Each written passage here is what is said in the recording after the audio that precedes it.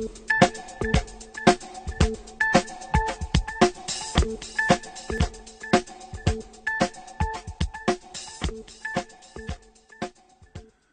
evening, I'm Michael Charles. Of course, one of the more obnoxious leaders of the moment is our Crimea annexing, Sochi Olympics corrupting pal Vladimir Putin. His fall from favor certainly did not begin with the introduction of the 2013 anti-gay propaganda law, but it certainly confirmed his outsider status for many, even before his current provocations. So I want to go back and look at that law for just a moment. Using the protection of minors as a pretext, the law prohibits propaganda and promotion of equality between traditional and non-traditional sexual relations. So without referring to homosexuality explicitly, the law is generally regarded as a transparent, if not clumsy, and extremely vague instrument of persecution. Even Stephen Harper denounced it, and our PM is not normally given to attending pride marches, waving placards, championing the rights of the transgender. That's not who our PM really is. But his public denunciation may be interpreted as a recommitment to Supreme Court of Canada principles, the current spat notwithstanding, including all rights are equal and hierarchies must be avoided. 2, there must be a respectful balancing when rights compete. And 3, no legal right is absolute, and each is limited by the others. These principles of equality are expressly rejected by Putin's push for what is now known as cultural rights or traditional values, of which the anti-gay propaganda law is merely an example. And in contrast with human rights, cultural rights emphasize and tend to return to a rights hierarchy that places the interests and values of the group over the rights of other groups or individuals. But what if our processes of rights balancing reflect culture-bound hierarchical tendencies as well? As a way to explore this question, I want to briefly look at 2 Ontario cases involving efforts to balance rights, specifically in a commercial context. The first involves the conflict between liberty rights and racial equality, and the second involves religious freedom and equality based on sexual orientation. So in the case of Grant in 1990, the Ontario Board of Inquiry dealt with a person's refusal to sell property to a racialized buyer. And in deciding the case, the tribunal found that the right to liberty, including the right to dispose of one's economic interests in whatever fashion one feels appropriate in an open marketplace, that right did not extend to the right to discriminate on the basis of a prohibited ground. So in this context, the invitation to engage in a kind of rights balancing was expressly declined because the liberty to discriminate on the basis of race was simply not recognized. And this is a form of internal rights limiting, which I'll return to in a moment. But in conflicts between religious rights and LGBT equality rights, the analysis of the courts has been a little bit different. In the 2002 divisional court case of Brocky, the court did not approve of a printing shop's religion-based refusal to produce stationery for an LGBT advocacy group.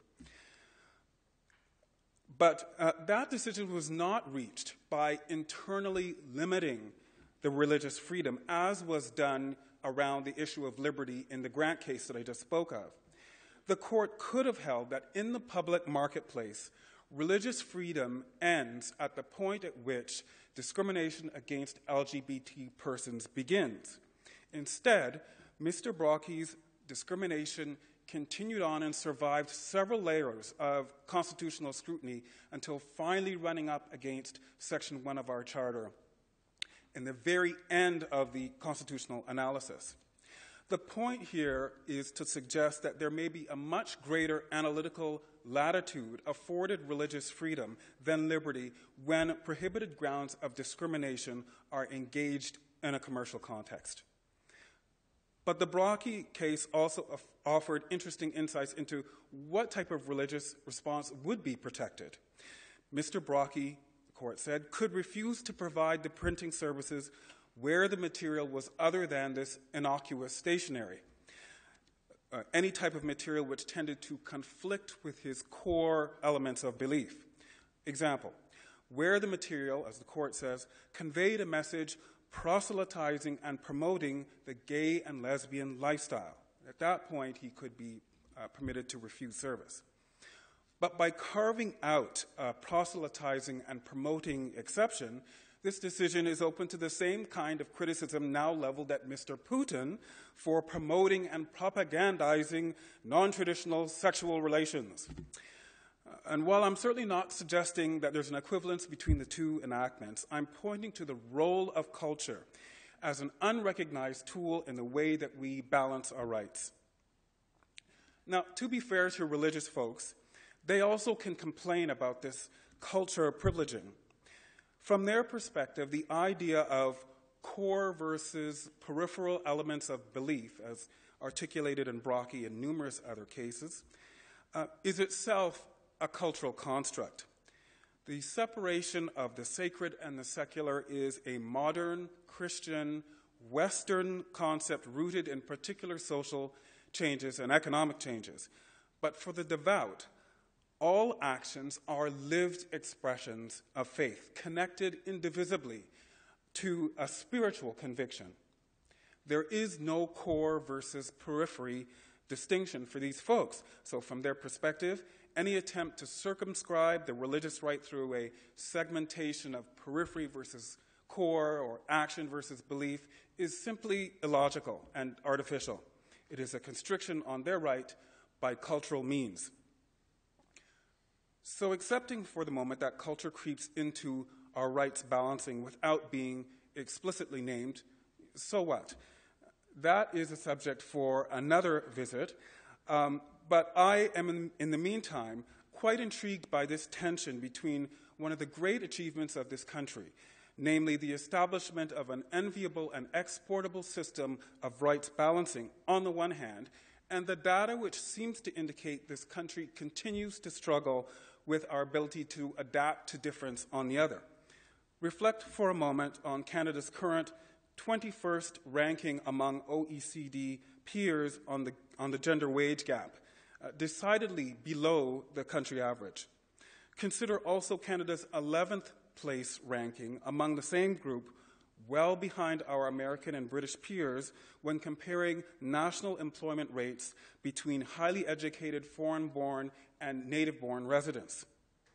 The triumph of our rights-balancing legal structure doesn't seem to jive with this suboptimal socioeconomic integration of our people. And in my view, this disconnect speaks to cultural collisions that both inform and transcend the very mechanisms designed to manage them. And managing those conflicts, in fact, transforming them into true sources of innovation on the socio and economic fronts, continues to be one of the great challenges of our day. Thank you.